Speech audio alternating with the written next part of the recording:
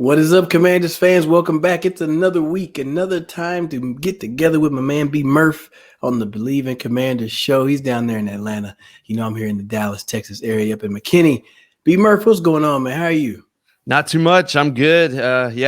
Start of March. It's crazy, which means, combine, which we'll get to. The draft is right around the corner. We've always said it, the NFL never stops, and certainly the Commanders never stop. A lot of news to talk about, but all things considered, I'm good. It's always good to be talking to Yes. you. A lot of news for sure. Good news, bad news, future prognostications that you can make, some speculation that comes out there, some hopeful things going on as well. So there's a lot to cover. And I could say, I didn't bet on some of these things to be popping up. I can tell you that much. But No, I know where you can do some betting. You can do it over there on Bet Online. You can go that's holler right. at them and run some numbers and bet on the future of the team. I think they're going to make the playoffs in 2023. So if they had that bet on there, I think I would put that bet down. But Brian will tell you about Bet Online. Brian, let them know. Absolutely. Bet Online, they bring you the show, and we're so grateful for them. It remains your number one source for all your sports betting needs every season, any season, from the NFL, NHL, NBA, MLB, all of that stuff, even esports. You always find the latest odds, team matchup info, player news, and game trends at Bet Online. It features live betting, free contests. I know there's a March Madness one coming up. First place wins $75,000. So go check that out on Bet Online. We're the fastest and easiest way to bet all your favorite leagues and events. So head on over to betonline.ag to join and receive your 50% welcome bonus with your first deposit. Just make sure to use our promo code BELIEVE, BLEAV, to receive your rewards. Bet Online, where the game starts.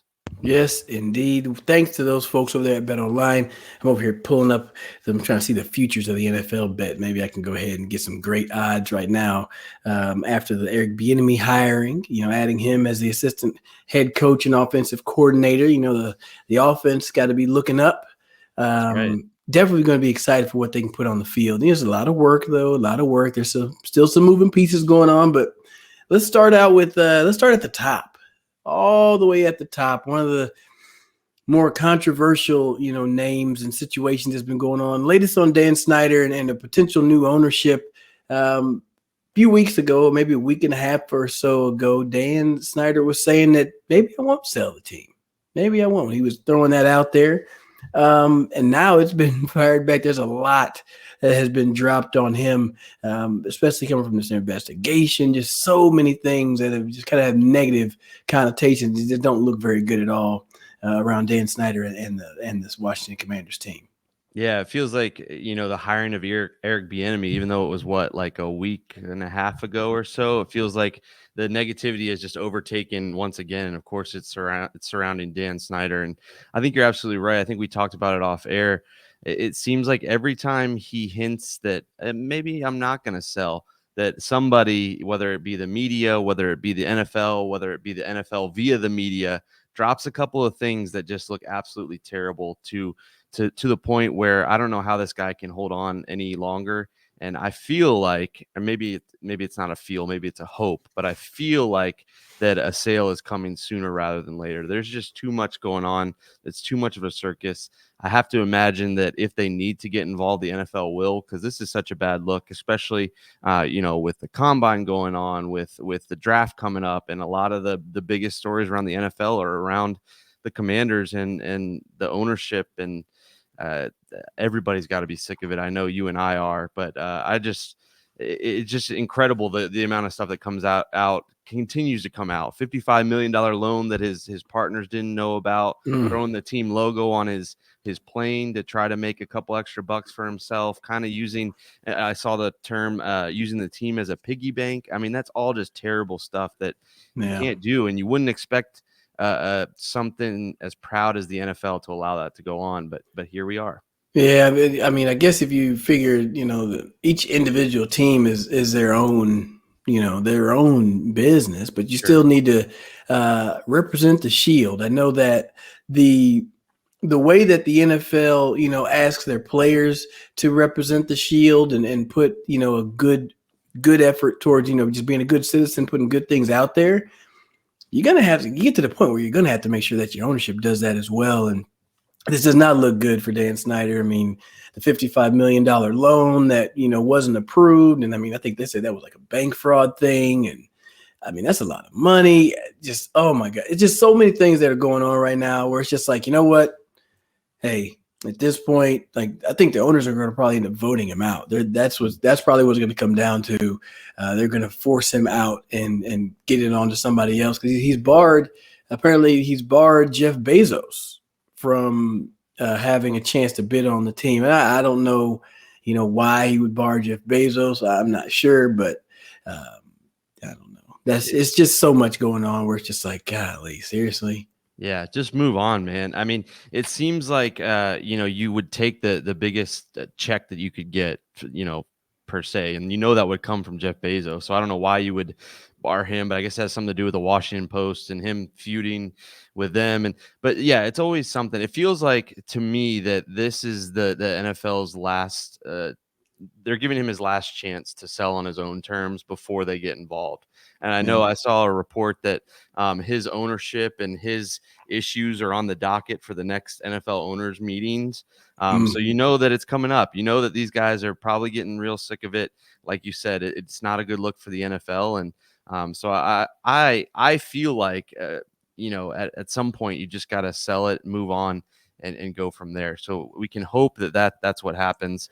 Who knows who it's going to be? That's a whole different topic. It feels like there's a new name that gets thrown in there all the time, whether it's Bezos, Josh Harris, the Houston Rockets owner I heard was interested, but just somebody just come in and swoop in and let's end this because it's embarrassing. And we'll talk about in a second. I think it's made its way onto the field and onto the actual product. It's not just a front office thing. It's not just something that stays away from the team. I think the ramifications have gone down and trickled down to the entire team.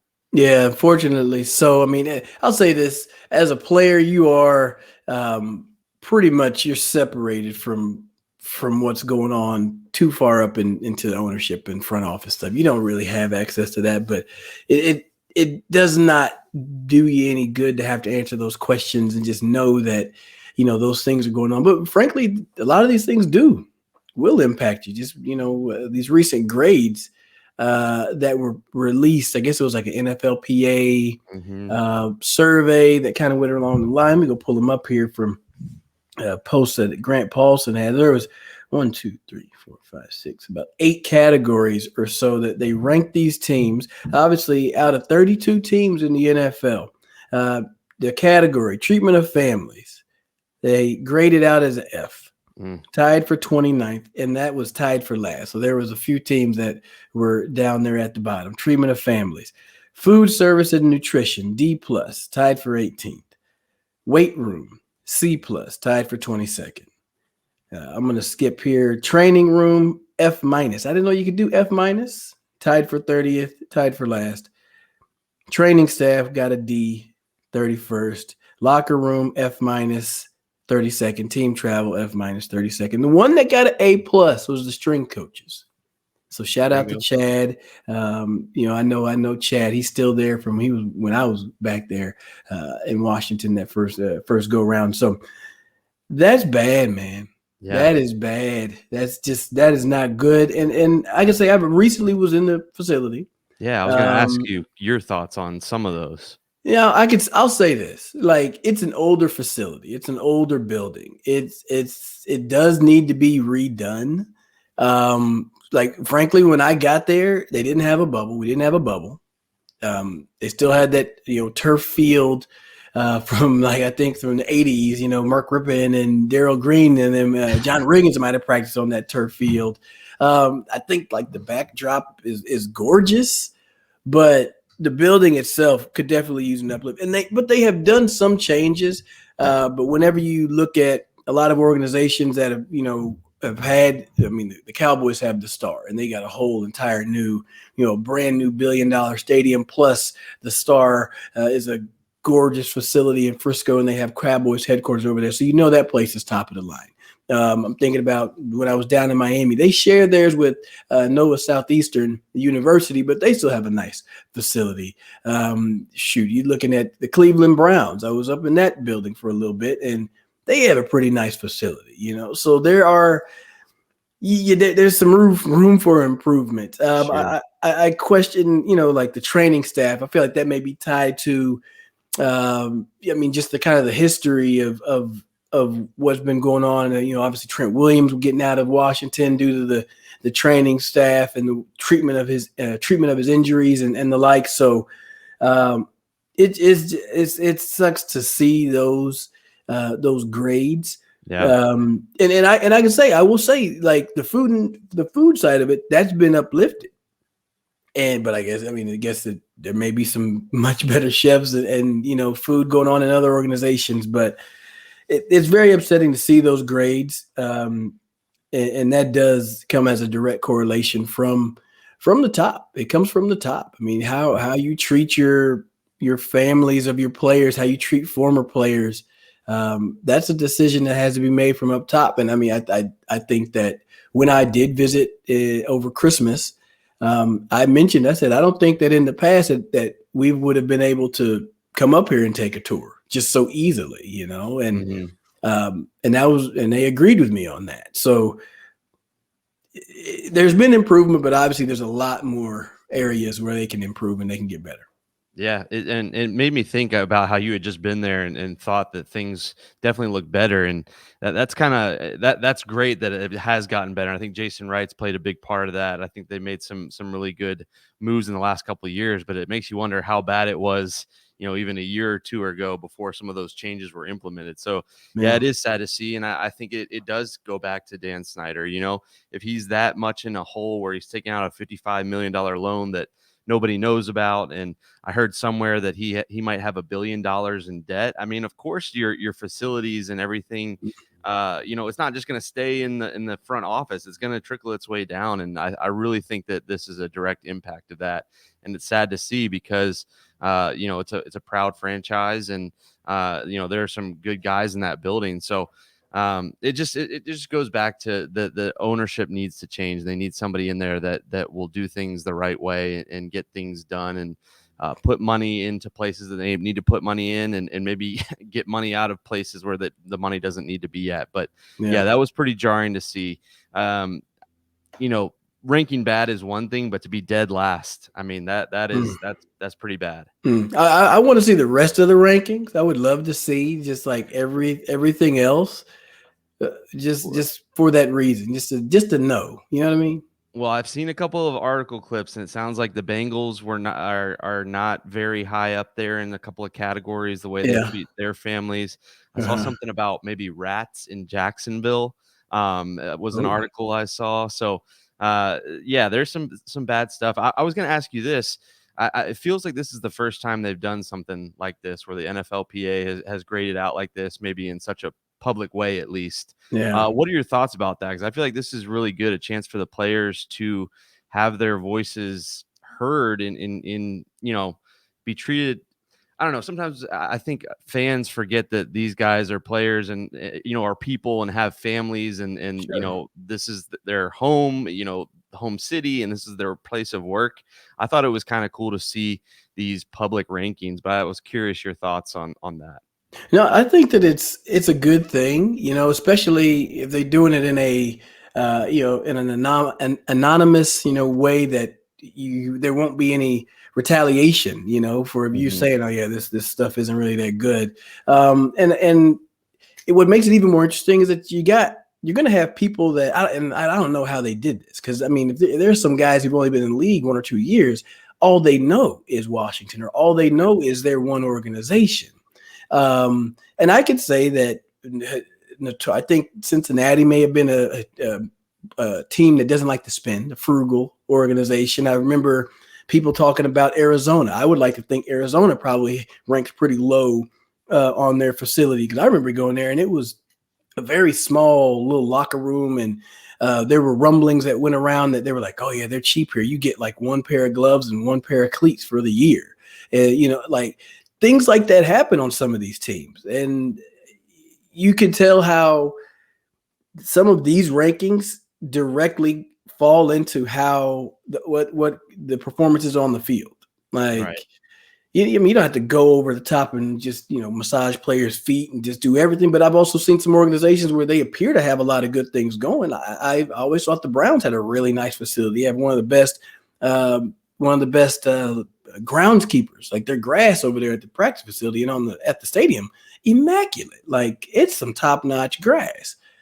But then they don't have a great on the field product. So I mean, you can't say, okay, well, if we have good grass, we're gonna have a good team. But you got to take care of your people. You got to take care of your players. And I mean, I've said it before. I applaud how Jerry Jones takes care of his people. He's one of from the few organizations I've been with. There's people who have been there since my first time with the Desperados in 2007, and they're still with that organization in whatever capacity. And it's because a lot of ways Jerry takes care of his people, and if you can take care of people that are, behind the scenes, then you generally have a somewhat, decent product. You're going to have some consistency. And sure, everybody's like, oh, well, they haven't won a Super Bowl. Well, there's a lot of teams who haven't won any Super Bowls. Right. I could argue that majority of the other teams in the NFL would gladly be in the Cowboys position where it is truly Super Bowl or bust, rather than like, hey, man, let's see if we can make the playoffs, see if we can make a wild card. This brings a lot of things to light. And I think that if you see the full rankings, you'll be able to say, yeah, I could see why this organization is here. I can see why this organization is doing that, or having success or not having success, because it's very telling. But a full list of these results would be very, very telling, very damning. I don't think a lot of owners are too happy to see that their teams are ranking this low. Yeah. Well, yeah, I might go do a deep dive and see if I can see some of those scores too, because it is interesting, because you think some teams have it figured out and they don't necessarily treat everybody the right way. So, it is interesting to see. I'm glad they did it. One thing, I hope that the Commanders aren't too cash strapped when it comes to paying guys that need to be paid. And so we know last week, or maybe earlier this week, it all runs together. Daron Payne was officially franchise tagged by the Commanders. Seems like it was a little bit early. I think they still have a couple of weeks till they actually have to do it, maybe next week or something like that. What are your initial thoughts on Daron Payne being franchise tagged, and where do we go from here with big number 94? Well, I think that number one, he was the first person that was franchise tag. Like they went out and they already had that card up at the table saying, you were going to give him the franchise tag. Let's do it right now. And to me, it lets me know that they want him in the building. They want to get him in the building. They want to secure him right now. I mean, it's like 18 million and some change is the tag price. So number one, that ain't a bad payday.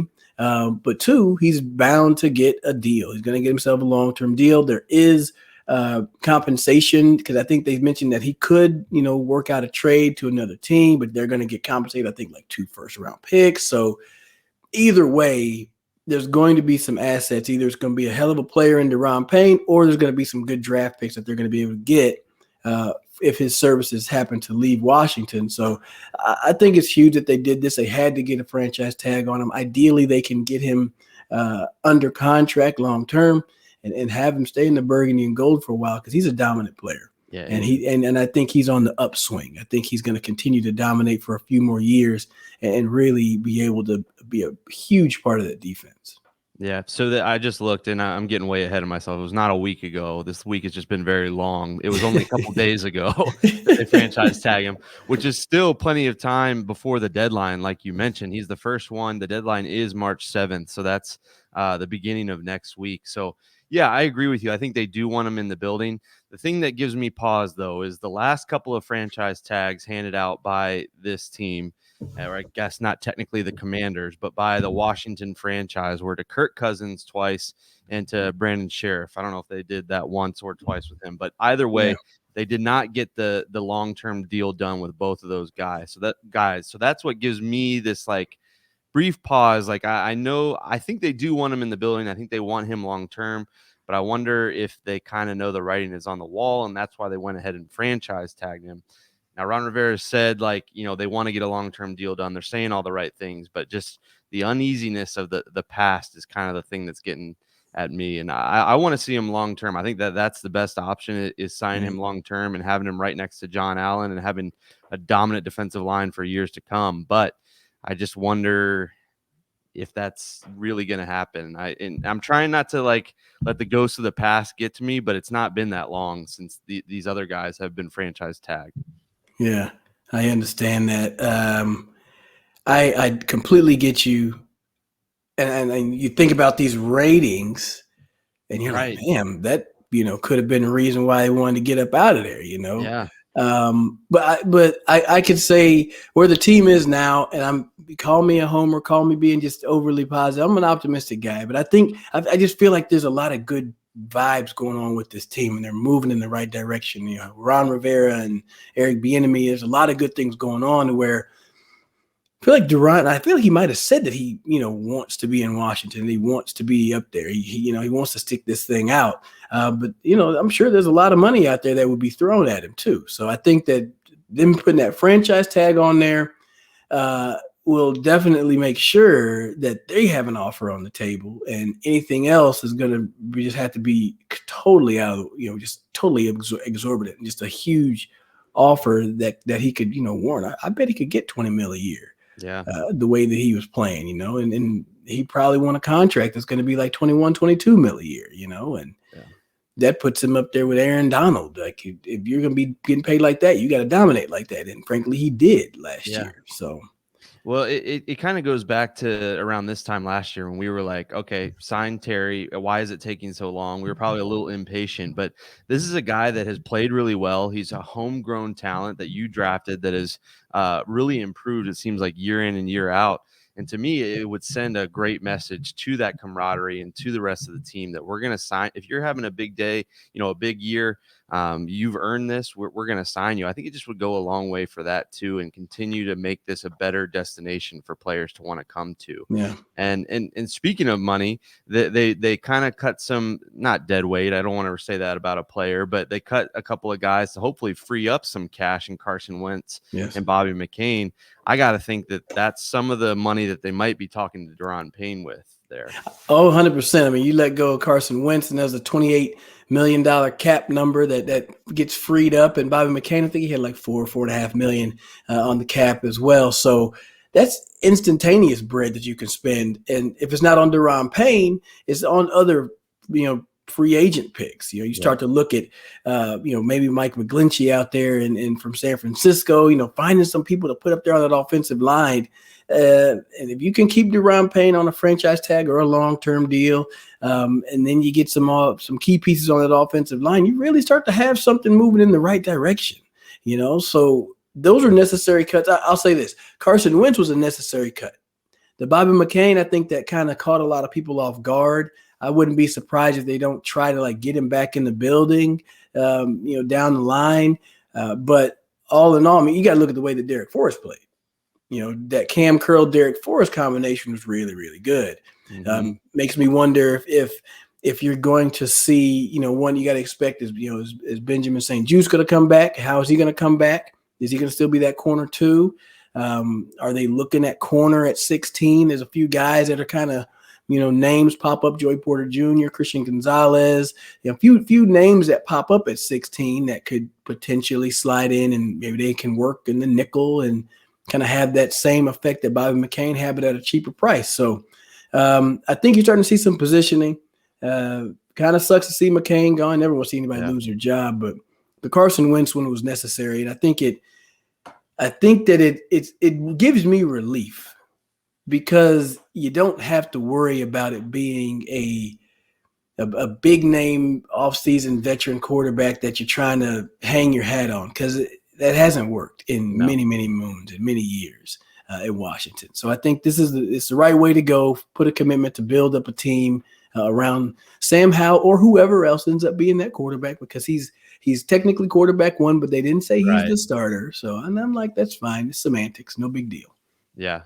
Well, I was gonna put up the combine week in Indy, because we've heard from Ron Rivera, and he mentioned that he hasn't necessarily been named the starter, but he is quarterback one.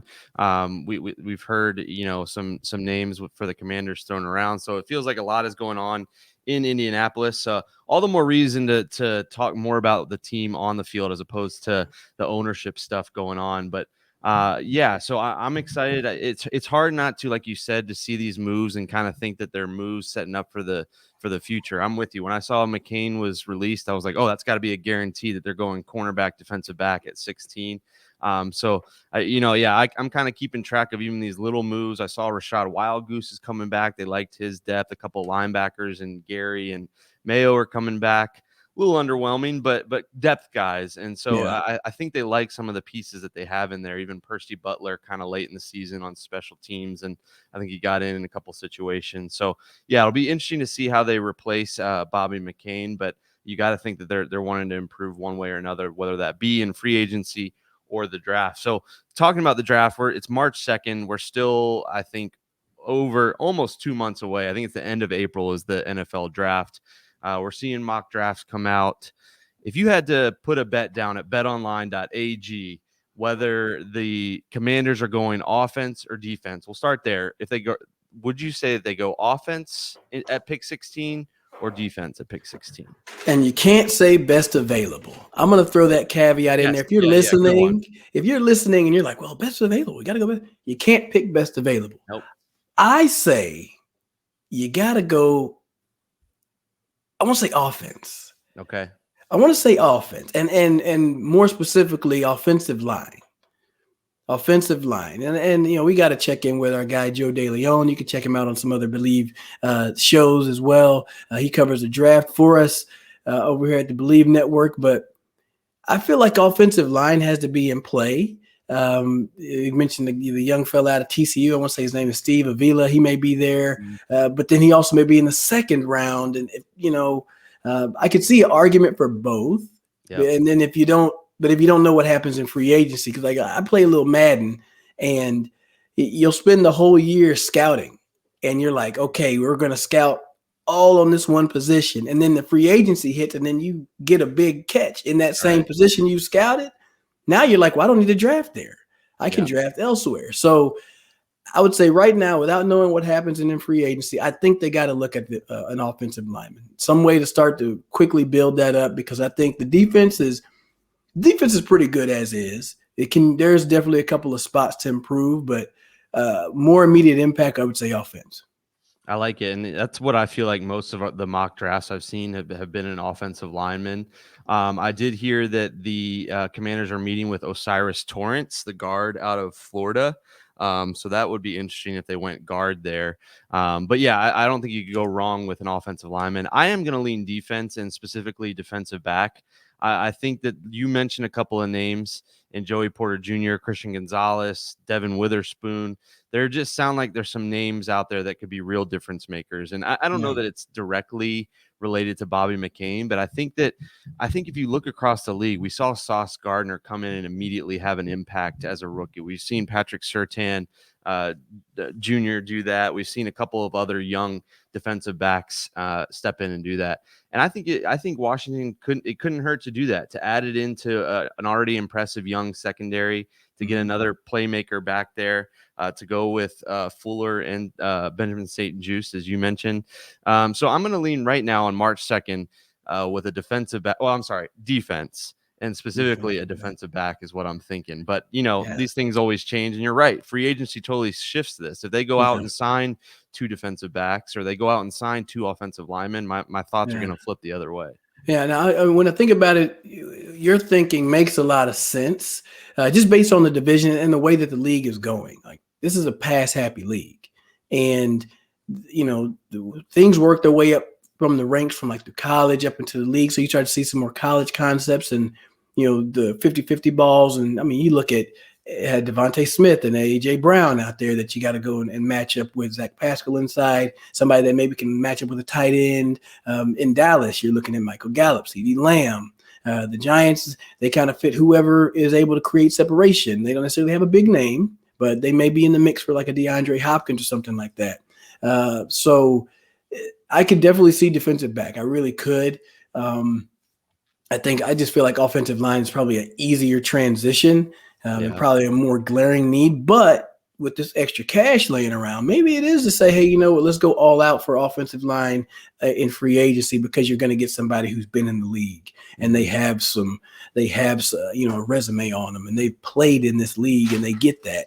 And then on the other side, you can get a scrappy defensive back, and you might find somebody who can make some plays and help you out. So I ain't mad at that. I'm not gonna flip my vote though. All right. I'm gonna stay on my side, but I'm gonna give you a little hat tip. I'm gonna say that that's not a bad idea. Well, depending on what mock draft you look, you could be completely right compared to some of these experts, and you could be completely wrong depending on the other ones you read. So it'll be interesting to see. I think that a lot goes into it. I'm sure Eric Bieniemy and Jack Del Rio are probably in Ron's ear and Martin Mayhew's ear, kind of trying to lobby for one way or the other. So Sure. It'll be interesting to see how all this goes down. I always like the combine week. I always feel like it's fun to see these guys put on some performances, and I feel like some guys kind of rise because of that. So that'll be interesting to see in Indy. One other note, we mentioned Eric Bieniemy. Sounds like he's kind of rounding out his staff. The biggest name that was added to that was Tavita Pritchard,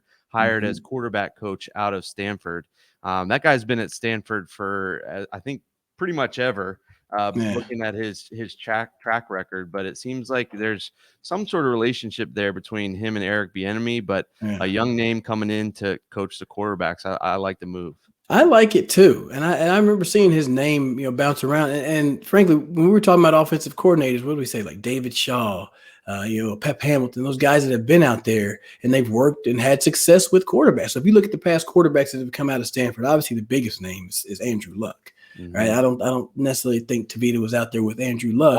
Well, I looked at you. Funny you mentioned that. I pulled up his Wikipedia page, and he was actually replaced by redshirt freshman Andrew Luck in the 2009 season. So they barely overlapped there. Okay. So at the very end of his career came in Andrew Luck. It's funny that you mentioned that, because I was thinking the same thing. I just happened to see that on his Wikipedia page. Okay, well, good. So he's worked with guys like a Davis Mills. He's worked with. Stanford has smart quarterbacks, guys that can make plays. They're good football players, and frankly, he's played the position. He's coached it. He's in Stanford, so he's a smart kid, smart guy. You got to think that's probably a perfect person to sit in there and work with a young Sam Howell. I think that's great. And I'm steadily banging the table for them to bring Taylor Heineke back. And because I think Taylor Heineke would just be the perfect veteran mentor. And then you already see that the guy can step in and start for you if you need to. But I think he'd be the perfect veteran mentor for Sam Howell. Obviously, assuming, Sam Howell ends up being the starter. But I think that's a good supportive room that I think makes a lot of sense. So good first hire. Yeah. Good job. It's a great point, because, we've seen that before with young quarterbacks. Yeah, we've seen that before with young quarterbacks wanting to kind of keep it, continuous, keep continuity. I mean, Dak Prescott, when he first took over, I think he banged the table for Kellen Moore to be his offensive coordinator, because he was his backup. He got to know him, that kind of thing. So that makes a lot of sense, and I think it's a reason why Eric Bieniemy and Ron Rivera kept Ken Zampese on as an offensive analyst assistant. Something, I don't know his exact title, but I agree with you. Putting guys that Sam Howell knows around him, bringing back Taylor Heineke makes a whole lot of sense. Guys that have played the position, coached the position. It makes a whole it just kind of, you want to make it as easy as possible for a guy that's only thrown 19 passes. So I really like to hear that. It's like what do they say about kids? It takes a village, right? It takes Yeah. a village, and it's the same thing over there. Like, sorry to cut you off, but if you look at when you have a younger quarterback, you need to get some younger minds and younger people to communicate with them. Yep. Right? Because that's a deep relationship. You don't want to necessarily have this old head that's I've been doing this for 40 years, and the kid's like, I'm 22. Like, I don't, you've been coaching much longer than I've been alive, right? So get somebody that's been in respectable positions, close to the age, they can actually communicate with them. I like it. I really do. Yeah. So I like the sound of that. Maybe Tavita Pritchard and Eric Bieniemy convince Ron Rivera to go offense. We'll see how it all unfolds. The way this team goes, we'll post this episode, and some big piece of news will come out and we'll have to do another one tomorrow. But we appreciate you sticking along with us and always tuning in at all the different places that you can find us. Tune in radio, Sirius XM, Stadium.